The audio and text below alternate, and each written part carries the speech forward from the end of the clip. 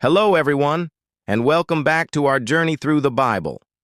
Today, we're diving into Numbers chapters 9 and 10, and let me tell you, there's some fascinating stuff in here about guidance, community, and moving forward. So, chapter 9 kicks off a year after the Israelites left Egypt. They're still at the foot of Mount Sinai, and God gives a command. It's time to celebrate the Passover.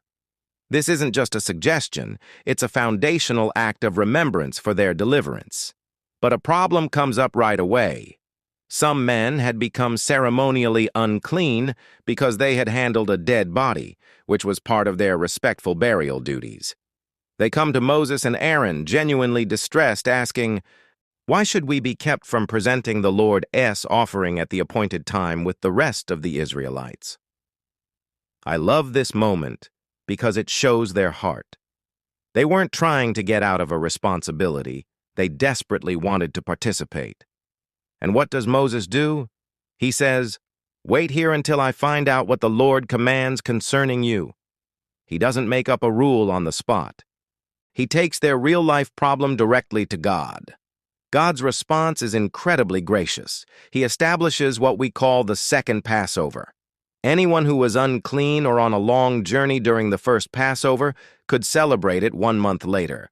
God makes a way for everyone who truly wants to draw near to Him. This is such a beautiful picture of God's desire for inclusion, not exclusion. He meets us where we are and provides a path for us to connect with Him. Then the chapter shifts to one of the most amazing visuals in the Old Testament: the cloud and the fire. By day, a cloud covered the tabernacle, and by night it looked like fire. This was God's tangible, visible presence among His people, but it was more than just a symbol. It was their GPS. When the cloud lifted, they packed up and moved. When the cloud settled, they made camp. Whether they stayed for 2 days, a month, or a year, they followed the cloud. At the command of the Lord, they camped, and at the command of the Lord they set out. Can you imagine that kind of direct guidance? No guessing, no uncertainty, just obedience to a clear signal from God. It's a powerful reminder for us to look for God's guidance in our own lives, even if it doesn't come in the form of a literal cloud. Now we move into chapter 10, and things are about to get moving. After more than a year at Sinai, it's finally time to set out for the Promised Land.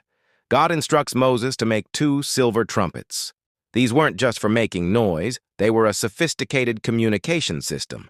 Different trumpet blasts signaled different things. One sound would gather the leaders, another would assemble the entire community, and a series of short, sharp blasts was the signal to break camp and march.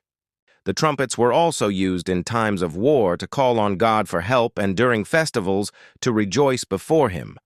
They were a constant reminder that the entire life of the community, their movements, their worship, their safety, was directed by and dedicated to God. Finally, the moment arrives. The cloud lifts from the tabernacle, and the Israelites begin their march in a highly organized formation, tribe by tribe, just as God had commanded. It's a scene of incredible order and purpose. As they prepare to leave, Moses invites his father-in-law, Hobab, to join them. He says, "We are setting out for the place about which the Lord said, 'I will give it to you.' Come with us, and we will treat you well, for the Lord has promised good things to Israel." Moses recognizes the value of Hobab's local knowledge of the wilderness, asking him to be their eyes. This shows us that relying on God's divine guidance does not mean we ignore the practical wisdom and help of the people He places in our lives. As they set out, Moses speaks a powerful prayer. "Rise up, Lord. May your enemies be scattered. May your foes flee before you." And when they camped, he would pray, "Return, Lord, to the countless thousands of Israel." These 2 short prayers beautifully bookend their journey, acknowledging God's power on the move and His peaceful presence in their rest. So from these chapters, we see a community that is learning to live in complete dependence on God, celebrating His past deliverance, following His present guidance, and trusting in His future promises. It's a powerful model for our own walk of faith. Thanks so much for joining me today. If this was helpful, please give it a like, and don't forget to subscribe so you don't miss our next step on this incredible journey. See you next time.